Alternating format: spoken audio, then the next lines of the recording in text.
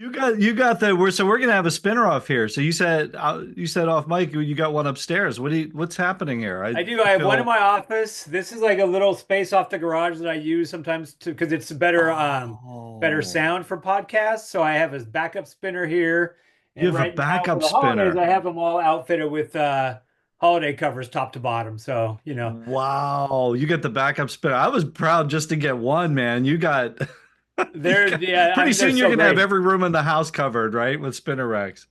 Yeah, I'm good to just talk spinner racks for the entire hour if you want.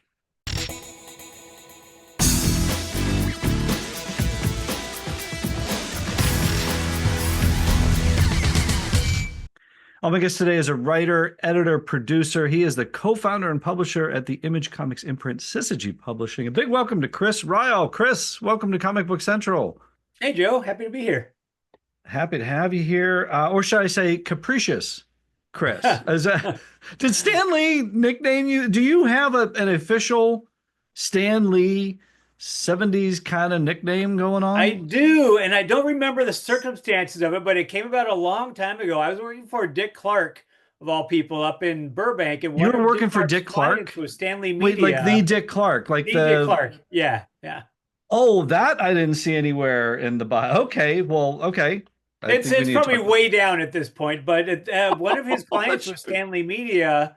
And so I got working with Stan, talking directly with Stan, and so he goes, "Capricious Chris," and I'm like, "That sticks forever." So Wow. And yeah. he just like that, he just comes up with them.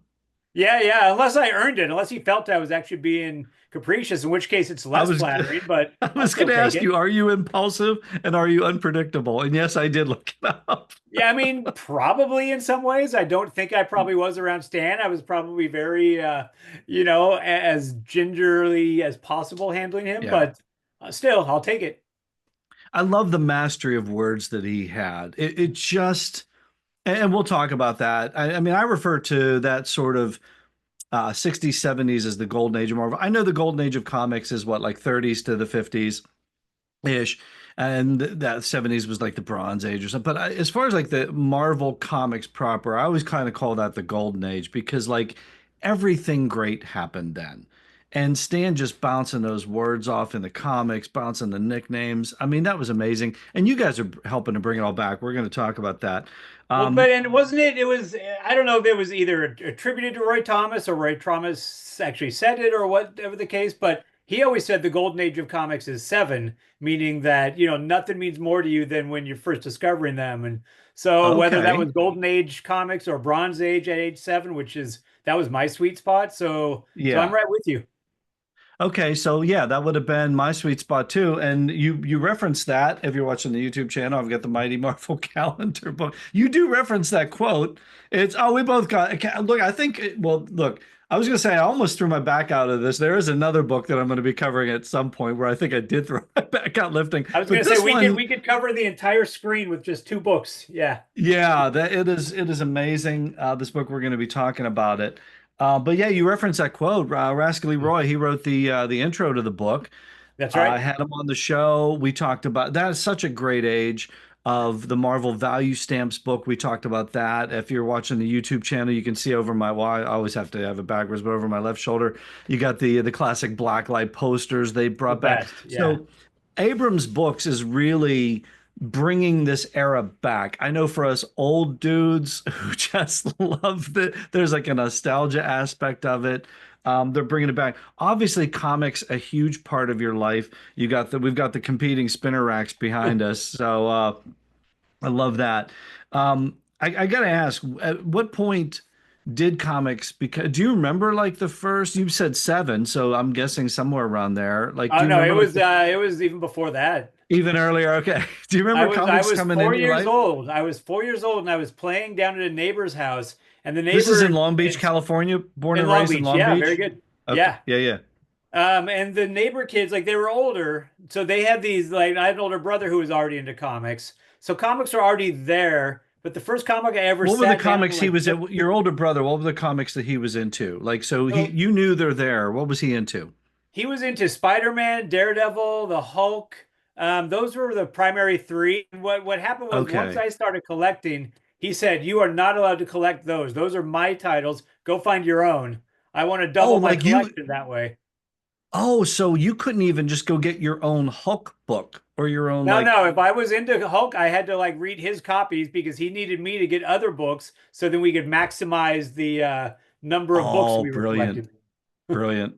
Brilliant until you part ways or one moves out and one goes, "Hey, that's mine." You're like, no, no, no, no. So then you have start That having to like, that's forward. Nobody thought that back with your yeah. So at the kids. time, I was 4 years old and I picked up a copy of Fantastic Four 130. It was this great Jim Steranko cover with the Frightful Four, and I was just captivated. I was like forever done after that moment, and so that was the first one I read. I remember the first one that I ever bought with my own money was just probably a year and a half later. It was another issue What of was it about the Fantastic Four. comics? What was it the colors? Was it the dynamic imagery from the artists at the time? Was it just like otherworldly? What was it like I think it that was appealed all to of you? those things. Yeah, I mean, it was, Yeah. the cover of that original Fantastic Four that I saw was, it was like you've got those four. So there's a guy made of rocks, there's a guy flying around that's made of flame, there's a guy stretching across the room, he's fighting a guy Yeah. made of sand, like the woman with her hair that looked alive. Like it was irresistible because it was just Yeah. larger than life. Yeah, that was just an amazing era.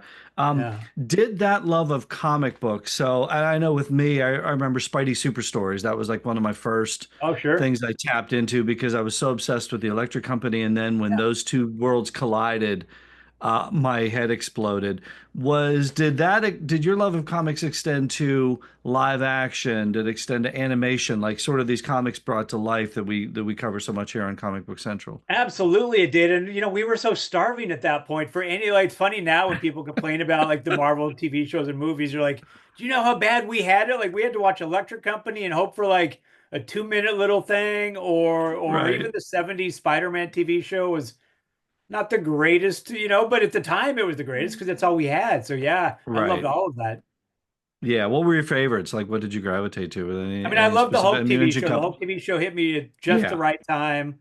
I they were still showing some of the old 60s cartoons here and there, so I would get the Spider-Man right. cartoon. And you would get upset. We're like, oh man, there's no familiar villain in this one. Like, all I want to see is the cool villains. And some like he's in another dimension. Like, what is this shit? I want the stuff that I know Oh, from the the comic. right, the like when there was like the 30-minute episode and they Yeah, got yeah. weird and it was like that sort of druggy haze and they were like, yeah. And they're Yeah, I reusing forgot. animation just repeatedly. And like, all right, this isn't the greatest, but at the time, like, I loved it. So Yeah, I remember seeing that after school and it was just I so locked into it and it was just like, yeah, what is this? What am I yeah, watching? yeah. Like some of them were like the 15-minute versions were like the Electro, the Lizard. The good And then stuff. they got Yeah. into some of the weird where they were bringing in animation from other projects and like, whoa, what am I watching here? So yeah, we were Yeah. exposed to a lot, and Stan Lee helped expose us to a lot of verbiage that probably kids, again, we'd have to go look stuff up. What was he talking about? I It was completely amazing. credit those comics of increasing my vocabulary in ways that I don't think school ever did in the same way. Right. I do a lot of writing now. I do a lot of copywriting now, and there's so much alliteration that sneaks into my work, and I Yeah. know exactly where that's from. I know exactly where that's from, and people are like, you use a lot of alliteration. I'm like, yeah, Stanley, I'm sorry. Yeah, yeah. It's- By the way, I should say it's- that school also added to my vocabulary. I didn't mean to like dismiss the one that comic books are better than school, but together, like I think I had a great vocabulary because of all those things combined anyway. So Yeah, no, there's no look. It's safe space. I mean, like, Electric Company taught me to read, and those yeah. books taught me to read. So I was actually reading before. I remember reading before I got into school because of those comic books, and yeah, I probably knew words that nobody else knew just because of Stan Lee. Absolutely. Connecting with Kevin Smith uh, early in your career, like you connected with Kevin Smith because you wrote a negative review of his Green Arrow book. Is that Yeah, true? and yeah, yes. I mean, it's funny because that had to be just a moment in time because, somebody writes a negative review now, like you don't even see it. There's Who just too much of cares? everything. So It's in the noise. early Everything's noise. days, Yeah. yeah, so in the early days, he used to find every interview, and I didn't, Wow. I That's wasn't telling. patient. Yeah, well, and I That's didn't telling know. for Kevin. Yeah, yeah. I mean, he was very much the Jay and Silent Bob who took exception to the online fans, but. Um, And should, because I didn't, I thought the character felt anachronistic, and which is what he was going for. He was plucked at a time, and like, had I let the Right. story develop, I would have seen that the things that I had a problem with in issue one were intentional. At the time, Yeah, I was so just for like, I the don't really. viewer, for the listeners home, like he had like a what, it was like a 12 issue run or something. I With Phil can't 10 Hester, issue. yeah. Yeah. Right. And so you were reviewing the first issue, which was a spin, and maybe didn't get the whole context of what he Yeah, was he writing. was referring Okay. to cops as the blue fascist. I'm like, oh God, this feels dated. This feels so old. And again, like the character was dead at the time, and he brought him back, and I think he Hmm. was returned from a moment in time or something like that. That was a previous era, so it made Okay. sense. But I was never like when I reviewed comics, I was very polite about the things that didn't work for me. I didn't like on anything. But still, he told me that, hey, your opinion is wrong. And I said, well, it is my Wow. opinion. And so we just started Right. going back and forth for, Subjective. yeah, but for like weeks, we were going back and forth on these emails, debating like why I was wrong about this and that. Um, and then it sort of took a turn and started getting kind of fun and friendly. And I think we were both having a good time all along because neither one of us got overly defensive. And so Yeah. finally, this is like right when he moved from Jersey to LA, and I was living in Santa Monica at the time. He said, "Hey man, I'm in LA. I'm the Spider-Man movie's playing. Why don't you come hang out, see the movie with me, and we'll go Wow. grab lunch after?" So I thought that would be that, but we got talking, and that eventually came to him offering me the job running his website. Turning the website into like a legitimate Yeah. pop culture portal. Yeah, something that started in one of his movies and it Yes, sprung out into real life. And then you were so it was sort of it was like this offshoot of or it was a spoof of ain'titcoolnews.com. right. And you were writing reviews of the well, it's interesting because he probably realized you were not only a guy that could hold his own ground in the nerd space, but that you were a writer who could Mm. hold his own ground in the nerd space. And that's huge, especially at Yeah, that like I time say, when you're looking at we blogs were we and were reviews. amicable the whole time. We Yeah, were never taking shots at each other or anything like that. So I think he enjoyed that because you reach out to a guy who writes a review, you expect somebody to be like, "F you, man," and it was never right. that. It was always just I don't know, kind of fun and I think that professional. would have been a 2024 version, maybe that happened. Maybe back in the day, it was a little kinder Yeah. world back then. Um, a pretty big leap going. Okay, so let me get this right. I want to make sure I got the title right. Editor in chief and chief creative officer of IDW Publishing. You were you the president too? So I went back. I left. I was there for Because 15 some years things as the editor in quote you chief. as the president of it. So I'm Yeah, like, so I started as the editor in chief in 2004. I right, added the chief creative officer title in 2010. right. I left there in 17, went to Skybound for a year, and then IDW called me back and Came said, "Hey, back. we want you to come back as the president, publisher, and chief creative officer." That's where that And sneaked in. Okay. yeah, and so that was Okay. a I was going to say if you incredible walked in misfire. and got president right off the bat, I'm like, how does that happen? Okay, so It a never little should have build up. happened, and it But went poorly. still, were And so. you how does that's a pretty big swing taken early on. How did you get to all those roles that early on in your career? And did you even know what you were doing at that point? I did not. The good thing about well, I mean, what's funny is the Kevin Smith job running the website. I was the editor in chief of his website for about 3, 4 years. Hmm. And so that experience of making sure the website was updated every single day with new content, like the entire time I was in charge of the thing, we had new material up every day of the year, without ever letting Okay. down. And so that I think got me better acclimated to the idea of like handling monthly deadlines and pressures and getting to Yeah. know comic creators. And so that gave me better prep for the editor in chief job than any kind of day job that I had. Like I was a copywriter at an ad agency during the day, running the site for Kevin at night. And the Kevin site job was what really kind of gave me my footing for the comic role. But yeah, IDW at that point was 6 employees deep, so I was employee number 7. So I was the editor in chief, but I was Wow. also the only editor. So Right. So you called the shots. That was like you're like a mini Stan at that I called the point. shots, but there was nobody to really listen to me calling. There So was nobody cared. You were calling it, yeah, but nobody cared. What are some of the things you're most proud of from IDW? And I think springing out of that was the Netflix series Lock and Key too, right? That you became the yeah, which exec is producer certainly on on. my list of things I'm most proud of. But I more Yeah. chronologically, bringing in the Transformers and then all the big Hasbro licenses early Mm, on, because at the time IDW was primarily a horror publisher 30 Days of Night and a lot of other Steve Niles projects. Dabbled a Okay. little bit of licensing with things like Metal Gear Solid and You had CSI, Trek. but Did you have Trek at the time, or not at did the that come time. along? No, Not at Transformers the was kind time. of Okay. the The big catalyst one. that sort of changed everything for the company, and then started bringing Right. in licenses on top of that. So Star Trek was probably the next big one after the Transformers, Right. and then it sort of went on down the line with I don't know Ninja Turtles and Sonic and all Oh, kinds of but things. how you guys built that though? That's insane. Yeah, it was great for a time, and it's sort of like success then begets success. Like each time you do well with a license, it makes it easier next time you're having the conversation. Right. So it got to be where people started wanting to have their properties handled by IDW because we didn't have a lot of stuff of our own that we owned. So we kind of like I always approached it like I want these to be as good as though they were company owned projects, because I read a Right. lot of bad licensed comics as a kid, so I kind of had a sense of you can tell when the people producing them don't care as much. So Right. Yeah, when they're just putting it out to put it out. Yeah, yeah, yeah. exactly. I just I had a Battlestar Galactica conversation this weekend Mhm. with somebody that was like, yeah, they you could tell they didn't nobody ever watched the show when they put Yeah, this I mean, I comic think the book like the in. 60s Star Trek comics, the Gold Key comics are probably the greatest example of that because Yes. everything is so off in the comics compared to the show. Like they're kind Right. of We like him for the wonderfully different. nostalgia, but Yeah. as it ending, nothing close to the show. That's right. That's right. Yeah, yeah. Exactly. Okay. So now Syzygy Publishing. So tell me about that. How that was the springboard out of this now.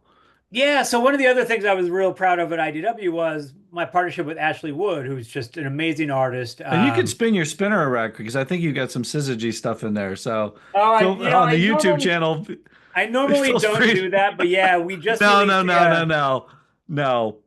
Sell the merch. Sell the yeah, merch. well, we put out a Christmas horror one shot that just came out last week, and so we did all these different covers, and I one of them that I did was an old homage to an old EC cover, this old Feldstein cover. It was like the first issue of Panic, and so yeah, Syzygy came out of like my partnership with Ashley Wood. Like when I left, he wanted to keep doing stuff together, and he didn't want to stay at IDW if I wasn't there, and so we Hmm. Image was kind enough to say, "Hey, we like what you do. If you want a little space here, we'd love to have you." And so we started doing, some of our own books, some of other people's books, like Joe Hill's Reign and other books, Hitomi Self Help, a lot of others by different creators. We did a great book with Alex Pachtendale and Casper Wingard called All Against All that I just loved so much, and it was one of those that just kind of just flew too far under the radar. I think those guys are both amazing talents, but sometimes books just don't catch for whatever reason. But that's Right. I'm real proud of the things that we have done. This is under the imprint of Image Comics too, right? Yeah, So correct. Yeah. the mothership, Todd McFarlane flying over in the mothership, and is that fair? Or I would be surprised if Todd was overly familiar with what we're doing in our little corner, but I know he knows Ash. He likes Ash, so they worked together way okay, back when. it's worldofsyzygy.com, right? World of Yeah, it's a syzygy.com. it's a website vastly in need of updating, but it's there. Yeah. Okay. What I mean, what else you got coming out of that? I want to talk about that before we get into the Marvel stuff. So, like, what's on the horizon for Syzygy? Yeah, so Dread the Halls, like I say, is our Christmas one shot, Christmas horror one shot. We've got another one of these planned for next year, and actually going to do a spin-off book next summer that is horror stories in not Christmas related, but related to something else big that happens in July every year. Um, it's called Dread the Hall H. I'll break the news right here. It's going to be all Comic-Con horror stories. Nice. Oh, how? Okay. I guess that's enough of a tease, right? Yeah, yeah. These And are then horror yeah, stories that come out of San Diego Comic-Con? I mean, they'll be highly fictionalized, but I Right. think But the Comic Con atmosphere is can we certainly say ripe for. based on a true story? Yeah, exactly. Yeah, yeah. Inspired by true events. Here we go. Mighty Marvel Calendar Book, A Visual History. Look, our friends at Abrams Books, they're bringing back I say the Golden Age, however you want to refer to it, the 7 year, whatever. I spoke with Roy Thomas. the blacklight poster books, the Marvel value stamps, this era of Marvel Comics.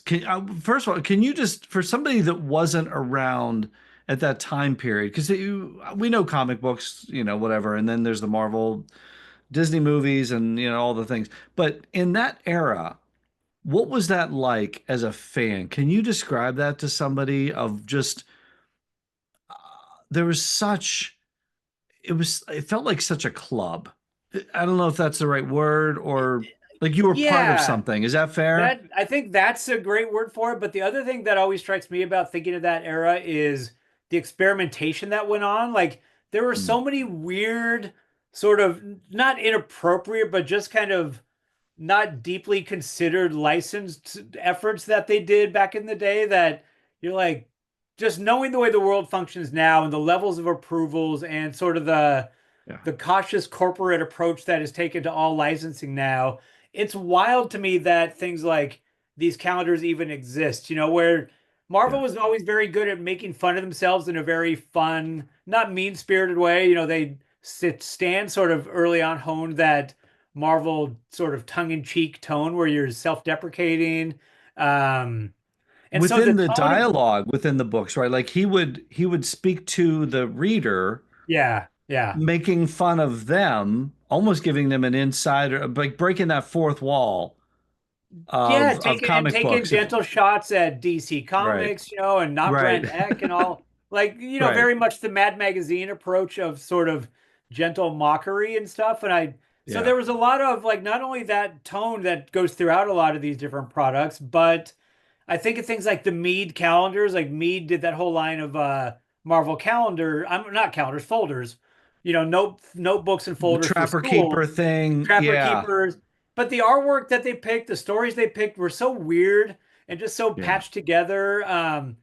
The Power Records that existed back in the day, which is yeah, the little, 45 record that where they would read the comic and you would flip pages. They did a Man Thing comic that way, and the Man Thing issue they chose is one that opens on a clown committing suicide, like on page yes, 2 of the story. Like yes. just that it was just so sort of I slapdash. talked about that on the So show, and it was so in the moment of look, my mom never knew I even had that thing, but it was like they bought it and it would look like a comic book. yeah, And yeah. then I still remember being freaked out. And then I reviewed it again today. Mhm. I've talked about Power Records on the show. That was insane. Yeah, That was yeah. insane that they picked that issue. And I love it. And it was just like you kind of got the sense that somebody was like, I don't know, what about that one? Like whatever was in the spinner rack Sure. that day, they're like, turn this into a record. And that It was was about the yeah, thinking what was that, on the spinner rack that week, right? What was yeah, yeah. Yeah, nothing was it was focus the group. clown suicide one. Yeah, or the Spider-Man issue is, part 1 of 2, and you don't get the follow-up. Like Doesn't just finish, yeah. yeah, and so I love that. I love just that they tried stuff, that these calendars, Yeah. there's no way these calendars that they produced back in the day were cost effective for the amount of time they must have taken, right? Like, because Yeah. every bit of like the grid, that was in each of Yeah. the calendars had clip art and I don't know, quotes from comics and birthdays and photos of staff, and that was in the pre-computer era, so everything was had to be cut and pasted up, and it's like, my God, the amount of work that went into these things I was want to ask you immense. about that. So first of all, let's talk about that. The Mighty Yeah. Marvel Calendar Book of Visual History. First of all, how did this project come about, and how did you get involved in it? So this came about 10 years ago. So IDW is very, very good at doing archival editions. In large measure due to Scott Doombeer and the CEO Ted Adams, were both very big like preservationists. Scott pioneered the artist edition format and did a lot of other great, oversized art books. I created this IDW Limited Marvel Select line for them that was basically creators picking their favorite stories that they did, like Bill Sienkiewicz's favorite Marvel stories or John Byrne's favorite Fantastic Four stories, that kind of thing. And so one of the things that I wanted to do along those archival lines was I wanted to do a book of these calendars because for the most part, this art has never been seen. They've never really reused it Right. as covers or anything else. And so I thought, well, man, there's great stuff in here that people just have never come across. It was like the And special so for 7 year people that don't period. know, like some of it is like, for example, 1976, the bicentennial. Yeah. Yeah. It's the Hulk in, that type of get. It's as if they did a photo shoot for historical, right? These aren't things that they just pulled from a comic book and put on. These were specific to that year, maybe. Yeah, oh yeah. And so there was almost like probably 90% of it was newly commissioned art. Some were Wow. newly redone Wow. versions of older pieces, but all just amazing stuff by, Kirby and John Buscema and John Byrne and Frank Miller and Michael Golden and on and Oh, on and on. I'm like, people need to see this stuff. And so we tried a decade ago and just couldn't get the reproduction to work because they were spiral bound calendars. So you either have to try to remove the binding, which tears the calendar. Yeah, it's a really tough thing to reproduce. It doesn't lay flat to scan. And so, working through a guy named David Banks, who does a lot of restoration, we just did some experimentation. He got it to work really well, did some retouching on the colors to make it yeah, yeah, yeah. So we even had to replicate, right, the spiral binding look at the top. And then Charlie Kochman and Abrams bought into the idea because, like, along with Scott Doombeer, like guys at Fantagraphics, Charlie is one of the guys who I think is one of the most important people in comics for just the restoration work. Like you say, the great work Abrams is doing on everything from the yeah. value stamps to this to those amazing blacklight posters and on and Oh, on. So, again, I mean, it's such a chunk of history. It's the so for people that aren't aware, it's a 7 year time period, right? So we're yeah. talking about 75 to 80, 81. Yes, right. Okay, so you're bringing that back, but even within the calendar, you talked about that tone that Marvel hit. So they'll have like staff members' birthdays. So again, to set it in that time frame, we got to know through Stan's soapbox, through whatever references within the comics, we got to know the Marvel bullpen, the people that were working on the comic books. But it was like somebody would have a birthday, they put in if the picture wasn't available, that person, they put a picture of Stan in and Right. go, Yeah. yeah, we didn't get a picture of them in time, so here's Stan. Like it was so off the wall. And talk about the process of because even in the book, again, Roy Thomas, great forward, and you intro each year's calendar. Walk us through it a little bit because it's like the first year is kind of like an amalgam, and then it starts to become fine-tuned, right? Yeah, and so they start getting into different themes. So then Yeah, 76 is the bicentennial, which like you say is so weird. You see the Hulk stomping around Valley Forge and you see Black Panther fighting and with American soldiers and just all kinds of the weirdest sort of anachronistic right, images that they make no sense, but they're great fun for the time period, and then 77 was all just like Marvel's greatest moments and 78, 79, and 80, they decided to start doing specific character themes. So 78 was Spider-Man, big TV star at the time. 79 was right. Hulk for the same reason. 1980 was Doctor Strange for the same wait. They thought Doctor Strange was going to be their next Almost. big breakout TV star. Didn't We quite did work get a out that TV way. movie. We did get a TV movie with Doctor Strange. And that killed it. Wah wah. That It was like Doctor Strange was going to be the thing. Frank Miller was announced as the artist on the ongoing series with Roger Stern. yeah. They ran an ad in the comics for it. He did the back cover image on the calendar, and then Doctor Strange's movie came out. It all just kind of went away for But you a see the while. marketing mind of Stan. And I Yeah. talked to him. He was yeah, actually my first guest on the show. But I didn't Mm. want to focus so much on the comics with him. I wanted to focus on when he had gone to the West Coast Yeah. to get these animated projects going, the live action projects going. That was his job at that time, was bringing comics to life. Yeah. And that was a big part of this era of Lou Ferrigno's huge. Let's do a Hulk calendar. The Spider-Man TV show, Nicholas Hammond, let's do a calendar. Hey, there's a Doctor Strange movie, let's do a calendar. Of course that's going to take off. Whether it took off or not, it still made it in. And now it's preserved forever in this book. Yeah, and it's just that it was a mainstream thing back then. People were hanging Doctor Strange on their wall for Yeah. a year straight, and they were getting exposed to some of the weirdest Doctor Strange images in that calendar. The caterpillar smoking his hookah and all these weird sort of 70s Yeah. drug trippy kinds of things. And so I gotta think it translated to people that normally just hang a calendar on their wall and never think about it again. Now they're seeing this. It had to get people picking up the comics too. Right. And what I love is so and again, if you try to go in and get all these seven calendars online, I saw somebody on eBay had six of the seven for 250 bucks. Someone else had five of them for 250 bucks. Here you get them all for what, 50 bucks? And you don't even have to like scratch your finger open with some rusty spiral binding. Yeah. I got the And spiral the book bonding is right here. probably bulletproof. So It's definitely bulletproof. And I just saw, look, depending on when this airs, um, I just saw yesterday as we're recording this. So yesterday, Abrams had it for 50% off. So you can get it for 25 bucks. it's a hell of a gift for the holidays. Yeah. I mean, my goodness. And here's the thing. So I went out and got the Mighty Marvel calendar for 1975. I got that online for a pretty decent price. I found it. It's almost in mint condition.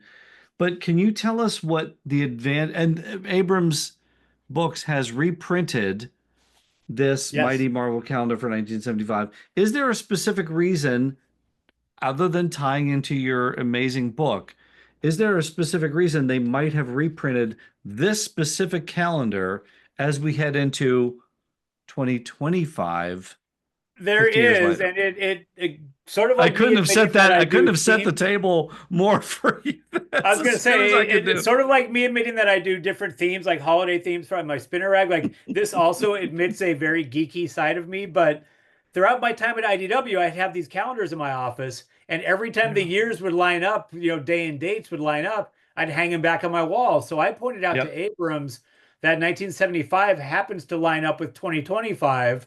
Go And so they figure. said, well, then we should reissue that for 2025. And so Yeah. yeah, you can hang that on your wall all over again and figure out what day and date it is because now we have no other way of knowing that sort of information. So Right. you need the calendar for that. So you don't even have to pay the exorbitant eBay prices. Just go get it at Abrams Books, get the reprint of it. Do you have a favorite calendar? It's got to be the bicentennial. Again, Because just it's because nuts, right? it's nuts, and there's Yeah, just it's such nuts. some of my favorite pieces are in that one. Like Joe Sinnott does this amazing image of the Fantastic Four, and they're using Reed as like a bridge, stretched over the water, and the thing's Yeah. got a cannon on his back, and it somehow his rubbery body stretched thin is enough to support all that weight. Like it's just seeing the characters dropped into that point of history is so odd and silly to me that I kind of love it. What were the biggest challenges you faced in just bringing this era back? I mean, part of it was like I say, the reproduction, trying to make sure that because there's with the paper and the coloring and everything, they don't you can't scan them cleanly, so they do take a lot of work to make them look old. Like I didn't want to do modern coloring or do anything that made them feel like we did any kind of changes to the colors. I just wanted to Yeah. sort of bring out the best parts of the colors from the original. So I think the reproduction work definitely took some time. Um, and then the other thing was the discussion of I wanted them to be at the right size. I wanted all the art to Hmm. be replicated at the size the calendars were released, which meant the book then is even bigger. And so like it certainly created some shipping headaches for Abrams because it's just a non-standard box, 13 by 13 big heavy book. But Yeah. I feel like everybody who's opened it goes, "Oh man, this thing's bigger than I thought." Like Yeah, that's that's an great. Abrams Yeah. problem, not a your problem. Because Yeah. I'll tell you, when we as fans get it, we go, "Oh, I wasn't ready for this." Yeah. Yeah. So Abrams should know. Yeah, the end result is, oh my goodness. And what I do love is that because it's a little bit oversized, that gives you, the author, the opportunity to credit the artists who weren't Credit the necessarily artist. credited originally. So there's the historical perspective of if I'm looking at this, oh, whoa, who's the artist on that? We get it. We get it And right some there. of it is funny because we were sort of establishing historical record because Marvel didn't have records on the few calendars that didn't have any credits on them. So they weren't Okay. entirely sure, colors wise. So How I did was you talking find to that out? people by going to people like just any kind of comic historians, Mark Evanier, Wow. people that sort of know comics all the way back, Yeah. and that were or Roy or other people that were there at that era, Patey Cockrum, people like that. Um, and so yeah, just anybody and everybody and trying to get a consensus on. And so I think we've now, made sure that everybody who is owed credit got credit, which is always important on these books. Um, Yeah, because these things are flying fast and furious. And I just love that we can go back now and look at this artwork and credit the artists. You and your team have done an amazing job. I don't know if it was just you or It was me and a yeah. designer named Sean Lee was the person who laid everything out in the book. Okay. The Nice job, restoration guy, Sean. David Banks, did a great job. And then Abrams' team, finishing everything off and Yeah. making it all come out so nicely. So, Yeah. I and there were can't recommend it also enough. well, there were also a few like outside contributors who helped, and I had a couple happy accidents where, like in the back, I had a few letters and memos from like Stan to the editors or editors to Stan, and there were some that just for whatever reasons couldn't be replicated, so I had to remove those. And I go, I don't have any other cool extras to fill that space with, until somebody reached out to me and said, "Hey, I've got all the archives to the 78 and 79 calendars, all the handwritten, hand-drawn pieces that were done by David Anthony Kraft." Because so I know people just listening can't see this, but the Right. 78 and 79 If you're calendars, watching the YouTube channel, we're looking at it now. Yeah. yeah, so he hand drew every bit of each of the calendars, like the grid, every bit of Wow. information that he wanted on there. Wow. Just again, like a Herculean effort to pull these things together that then the production team had to go, make happen officially. But he's handwriting everything he wants in every square of every grid for those 2 years. And so I found all those original pieces. And so I was able to get all those scanned and reproduce some of those in the book. And so just that kind of thing that I'd never seen surface before. And the I love house that. I ads love, too, right? Like we talk about the house ads. So like in yeah, Marvel yeah. Comics at the time, they would advertise the calendars. You've reprinted the house ads in those too, so we can see the sort of lead up to the calendars. Yeah, and the fun thing on those is sometimes they're just not correct, or something was planned at the time that didn't come to pass. Like I did Like another what? Marvel Okay. archival book recently. I did this reissue of the Fireside Origins You of jumped Marvel right Comics in it book. from Simon and Schuster. This is the origins of Marvel Comics, the deluxe anniversary edition, one of Uh, the greatest books of Marvel Comics of all time. Has now, where are we at here? Is this the 50th anniversary? this is the 50th, yeah, yeah. Oh my goodness. But so like Go on that ahead. book, Yeah, go ahead, sell it. there were ads for that book in some of the comics, and the cover showed the Silver Surfer. But then when you get the actual book, like Silver Surfer ain't in there, he's in book two. And so just stuff Right. like that I think is fun to include because it just sort of all plays up the sort of flying by the seat of their pants kind of thing that they were doing on all these projects back in the day. Because, they didn't have a separate staff making the bookstore products. They had editors fitting the stuff in amongst keeping all their monthly books going.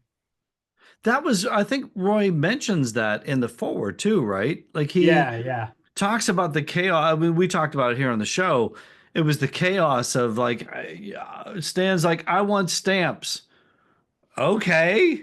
Yeah. How do you just figure it out? Okay. Figure it I out and you want don't have any time to calendars. waste. Yeah. So when we talk about like it feeling haphazard, it was because there wasn't any Right. time to hesitate or like workshop it. You just did it. Right. Yeah. But we bought it, but we bought Yeah. all of it because of how brilliantly it was produced and because we loved that era and because Marvel was almost giving us a peek behind the curtain. Oh I yeah. think, Yeah. look, what is it to you? You embrace this era. What is it about somebody now that says, "Oh, I love Chris Evans as Captain America. That's awesome. I love Robert Downey Jr. as Iron Man. Woo!" But that's what they know. What would you tell them about this era of these heroes, these stories, these tales, and this company? Uh, Marvel in the 60s and 70s. I mean, it's funny, like you watch the end of a Captain America movie and you love Chris Evans's Captain America, and you see the 55,000 people that worked on making that version of Captain America, and you can Right. go, you know what? Read this book. It was made by two guys or Hmm. four guys, a colorist or what have you, and a letterer and all that. It was made by a handful of people by hand, sitting down at tables and just drawing, writing, and creating. And so it's just kind of this purest possible version of these stories and these characters, because it was, like I said, it was just made by a couple people just having fun and not thinking about it in terms of, does this extend the global brand, and is this going to be a thing that makes Robert Downey Jr. $50 million? It's like, let's do this thing because it's our job and we have another Yeah. issue waiting next week.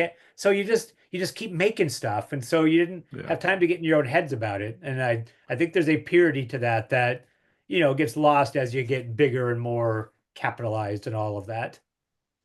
What's next for you? We talked about Dread the Hall H, Dread the Hall. Dread the Hall H will be our July one shot that's Okay. based around Comic-Con next year. Uh-huh. What I else we just got? I just turned in the manuscript for a big Marvel book, a nonfiction book that I don't think it'll be announced until January. It's from a another publisher that we haven't spoken about today. Um, Right. and So there's we a talked about handful of Simon other Schuster. We talked about Abrams. This is another publisher with A lot of people another doing Marvel books now. Yeah. well, okay, that's fair. But another Yeah. Marvel, like, um, will my nostalgia be satiated? Yeah, this one is more words than pictures. Prose, a little prose. Yeah, yeah. I mean, Okay. nonfiction, but a nonfiction exploration of a moment in time that I had a lot of fun with. But there's other books along these lines Can you give us also in a the like a works. So date, like an era? yeah, I know. Yeah. 40s, Um, 50s, 60s, 70s, 80s. Can you fine tune it? I'll say bronze. How about if I just say a bronze era? In fact, That's there's a fair. few That different seems to be a bronze sweet era. spot with you. That seems It to be a is. sweet Although spot. what's funny, because somebody was asking me, this publisher I was pitching another book to, and he goes, "Well, why not the '90s? Like '90s nostalgia is a thing now, Deadpool and all that. Like, Sure. why are you always pitching books set in the Bronze era?" I go, "Well, because the '90s they were more careful. They didn't do this kind of stuff as much. Like it had Right. all kind of gotten, I don't know. They didn't do the same kinds of wild experimentation that we saw Yeah. back in the '70s and '80s." The 70s and 80s were a crazy time. And look, again, that's my sweet spot. That's your sweet spot. It seems to be resonating with folks. This Mighty Marvel calendar book of visual history is unbelievable. Chris, thank you for taking this chunk of history, the 7-year chunk, and bringing it back to us. Thank you for doing all the work so that we can just slap down what a couple of bucks and grab it and Well, that's relive it. funny. So that gets to the heart of why I'm doing these things, because these are things that I want on my shelf too. So it's a Right. win for everybody, hopefully. Yeah. That's when you write what you love and then everybody else embraces it. We can tell the love that you have for this era. Worldofsyzygy.com. I'm going to put the link in so people can follow you over there. Anything else? Anywhere else we can follow you? I do a weekly-ish Substack where actually I do a feature that I call From the Spinner Rack, where I'll look at different themes. So I'll list like 9 covers that would adorn any nice one side of a spinner rack that are all the similar theme, floating heads or broken logos or that kind of thing. So I'm constantly just picking a new theme each week and Uh, running through just various covers that sort of emphasize that theme. you're just coming at me with the spinner rack envy, man. It's just like I can only hope to keep up. I can I only figure if hope I'm to keep staring up at with them it. all day, I should at least try to like incorporate it into what I'm doing. So I'm doing my best. I'm doing my best to keep the spinner yeah. rack going. So, Chris, Oh, you're thank you doing so great. Look at much. that. That setup there is fantastic. There's a lot of facsimiles. I can't Hmm. afford the real ones, but there's a lot of facsimiles behind me. Chris, thank you so much for all that you do, and thank you for bringing this era back, and thank you for joining me on Comic Book Central. Yeah, pleasure, Joe. Thank you.